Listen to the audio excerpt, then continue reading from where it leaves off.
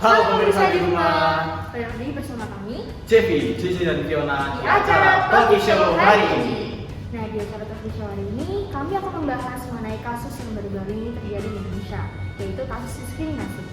Nah, tapi daripada kita berdiri terus, duduk dulu gak sih? Capek habis kena macet. Iya, Pak. Kursiku mana ya?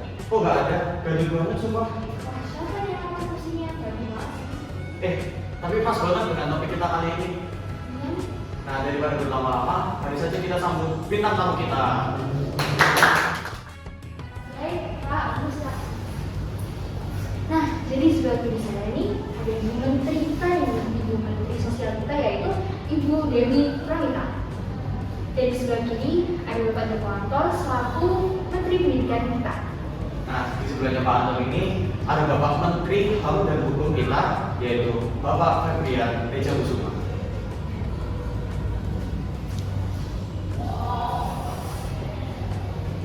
Nah, karena udah pada kenal, daripada berlama-lama, hari ini saja kita langsung mulai acara kali ini.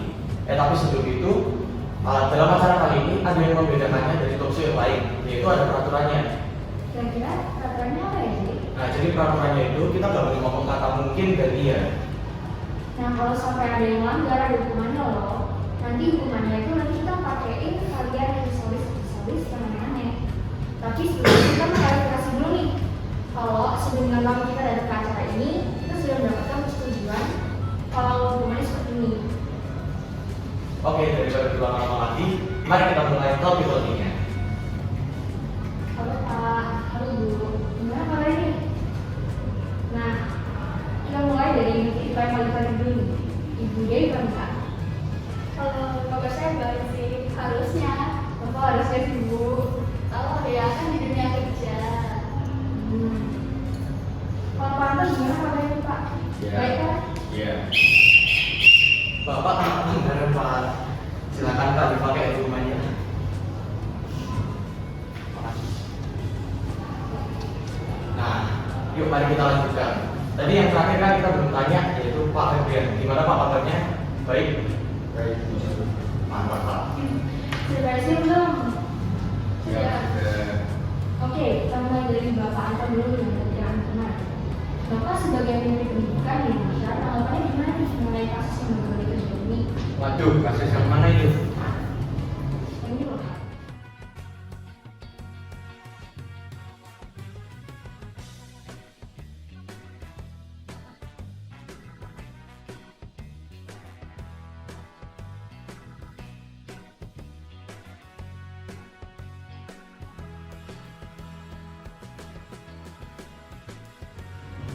Ya, menurut saya ini kasusnya sangat sensitif karena menurut saya ini kasus ini sudah melanggar atau bertentangan dengan semboyan kita, yaitu Bhinneka Tunggal Ika yang berarti beragam tetapi tetap satu. Nah, negara ini mempunyai banyak kepercayaan, yaitu agama Kristen, Katolik, Islam, Hindu, Buddha, dan Konghucu. Tetapi mayoritasnya ini adalah umat Islam. Nah, dari kasus ini kita bisa melihat pada grafik bahwa kasus seperti ini bisa naik dari tahun ke tahun. Baik Pak. Nah, sekarang dilanjutin. Oh, saya siapa? Gimana kalau saya tanya ke Bu Dewi saja? Tanggapan Ibu sebagai Menteri Sosial Indonesia itu gimana sih? Apakah hal ini wajar? Nah, tentunya hal ini mungkin wajar terjadi. Bu, silakan Bu. Silakan Pak. Nah, silakan dari gimana? Tentunya hal ini dapat terjadi karena cara pikir orang yang berbeda-beda. Namun untuk mengatasi kasus ini kita harus memiliki cara pemikiran yang sama, yaitu satu-satunya yaitu kita harus memiliki rasa saling menghargai dan rasa saling melindungi satu sama yang lain. Kita tidak boleh melihat orang itu hanya dari agamanya saja, dan kita harus mengatakan bahwa orang-orang di dunia ini itu sederajat, dan maka dari itu kita tidak boleh membeda-bedakannya. Maka dari itu kita harus memberantas diskriminasi. Kita tidak mau bukan jika Indonesia pada nantinya akan runtuh atau terbelah-belah, terpecah-pecah karena adanya diskriminasi. Maka dari itu kita harus sepemikir untuk memerangi diskriminasi ini. Gitu sih menurut saya. Saya setuju sih dengan pendapat Ibu. Bahwa kita itu memang harus berpikiran untuk mengurangi diskriminasi dan diskriminasi yang ada di Indonesia. Wah, baik-baik. Sekarang saya penasaran, ada nggak sih undang-undang atau peraturan pemerintah untuk menyikapi kasus diskriminasi dan intoleransi ini? Pak Febri selaku Menteri Hukum dan HAM di Indonesia bertanggung jawab. Pada pasal 28i ayat 1 Undang-Undang 1945 hak untuk hidup, hak untuk tidak disiksa, hak untuk kemerdekaan pikiran, hati nurani, hak beragama, dan hak untuk tidak diperbudak.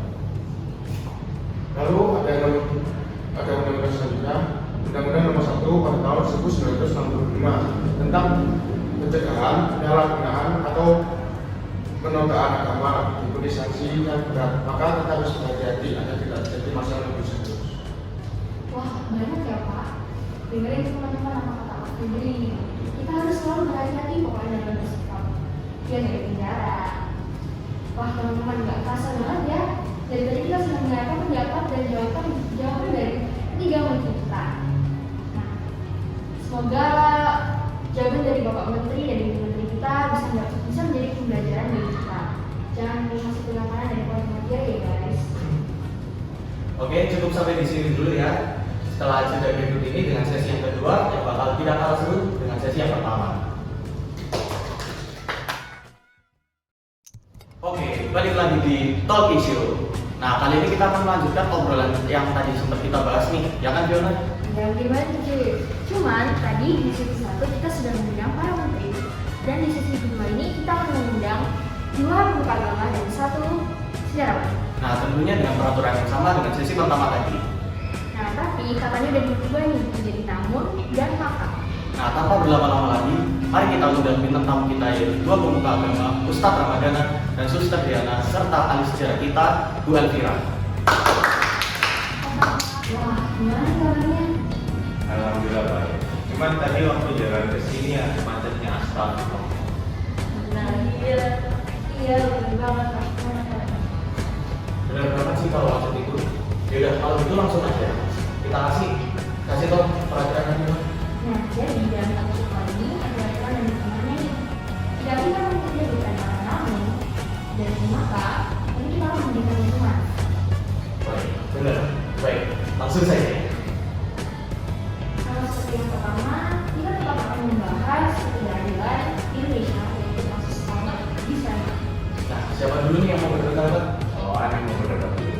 Silakan Pak Ustadz. Aneh tahu nih di kasus ini kan yang ada orang muslim yang mau tinggal di wilayahnya orang muslim tapi kan nggak bisa tinggal gara-gara ada surat persetujuan yang ngomong kalau misalnya orang non muslim ini nggak boleh tinggal di daerah yang orang muslim. Nah, aneh sendiri nggak setuju ya karena aneh juga bingung gitu. Kok bisa ada kayak gini kasus di zaman sekarang? Karena kan orang makin lama makin pikirannya makin terbuka. Cuma kok di kasusnya ini kok orang-orang kok pikirannya kok sempit. Nah, maka dari itu jadi orang-orang zaman sekarang itu harus punya pemikiran yang lebih terbuka gitu sih. Wah, iya benar. Tentunya bidang kasus ini sudah terbuka sekali ya, sehingga tak mungkin terjadi adanya perilaku diskriminasi atas satu sama yang lain. Wah, ini dalam media sosial bagus banget ya, terbuka gitu. Keren Pak. Pak Ustadz bisa bikin stereotip orang muslim Indonesia yang jelek-jelek nih sama orang-orang muslim. Tapi barusan Pak Ustadz bilang apa? Jadi Pak Ustadz kena hukuman. Astagfirullah.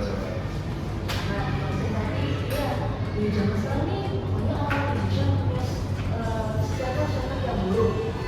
Nah, apalagi orang-orang muslim dan orang muslim. Padahal sebenarnya saya yakin bahwa sebenarnya orang muslim nggak suka diskriminasi. Orang-orang yang biasanya suka diskriminasi itu biasanya orang yang pasti memiliki pikiran sempit dan nggak bisa menerima ada perbedaan. Wah, iya bener banget itu. Aku setuju banget sih sama Mas Ustadz. Kalau memang orang-orang yang melakukan diskriminasi itu adalah orang-orang yang nggak bisa menerima adanya perbedaan. Iya, saya juga setuju. Kita harus memiliki semangat untuk meraih persatuan Indonesia. Contohnya seperti Muhammad Hatta yang memiliki semangat untuk merubah sila Pancasila menjadi ketuhanan yang Maha Esa. Tapi di zaman sekarang ini banyak anak-anak zaman sekarang yang sudah memiliki sikap nasionalis, tapi kurang dalam mewujudkannya. Oleh karena itu, anak-anak zaman sekarang harus